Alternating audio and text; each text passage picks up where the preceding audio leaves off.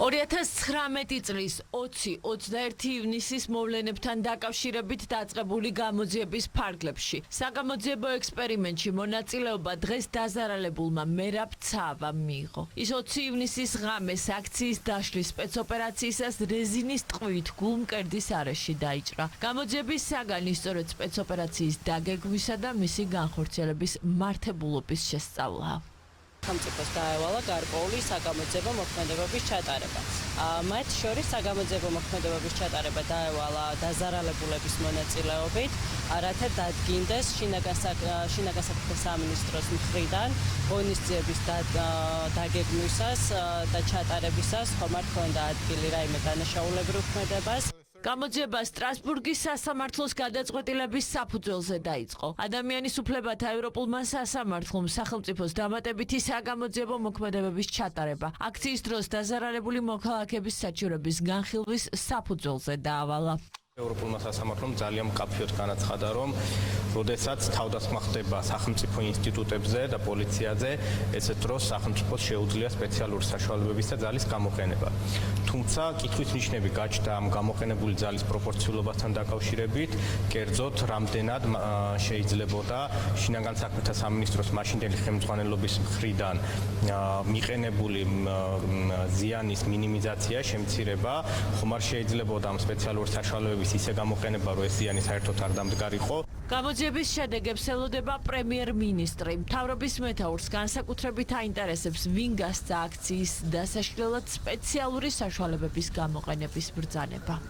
თავის დროზე ამერიკული ყოფილი ადმინისტრაციის ზეწოლით და ევროკავშირის ჩინოვნიკების ზეწოლით ჩვენ მოგვიწია ამნისტიის კანონის მიღება, რომლითაც საშელი არსებითად არ ვრცელდებოდა ორ მხარეზე, ხო? ერთი იყო ის მხარე, რომელიც აწყობდა დანაშაულებრივ შტურმს საქართველოს პარლამენტზე და ცდილობდა დაემხო ჩვენი კონსტიტუციური წესრიგი და მეორე მხარეს ამნისტიის კანონი არსებითად გავრცელდა იმ ადამიანებზე, რომლებმაც ძალიან საეჭვო გარემოებებში ისროლეს რეზინის ტყვიები. ხო, ჩვენთვის ძალიან მნიშვნელოვანია ის რეკომენდაცია, რომელიც მოგცა სტრასბურგის სასამართლომ, რა თქმა უნდა, ყველა მიმართულებით დამატებით გამოძიებას საჭიროებს. საქმის პოლიტიკურ მოტივზე საუბრობენ გიორგი გახარიას პარტიაში. შინაგან საქმეთა ყოფილი მინისტრის თანაგუნდელები ამტკიცებენ, რომ მათმა ლიდერმა მაშინ ქვეყნის ეროვნული ინტერესებით იმოქმედა. გიორგი გახარია პირდაპირ გეუბნებით, რომ იგერიებდა შტურმს სახელმწიფო ინსტიტუტზე და იცავდა სახელმწიფოს პირდაპირ ფორმით გადატრიალებისგან, ვიწრო პოლიტიკური ჯგუფების მიერ დაორგანიზებული შტურმისგან. შესაბამისად, ამასთან დაკავშირებით გიორგი გახარიას სისხლის სამართლებრივი პასუხისმგებლობა ნორმალურ ქვეყანაში ვერ დადგება. გიორგი გახარიამ 20 ივნისთან დაკავშირებით საგამოძიებო კომისიას, რომ ურთიერთსაწინააღმდეგო პასუხები გასცა ამის შესახებ თავად კომისიის წევრები საუბრობენ. საპარლამენტო უმრავლესობის თქმით, კითხვები პასუხგაუცემელი არ უნდა დარჩეს.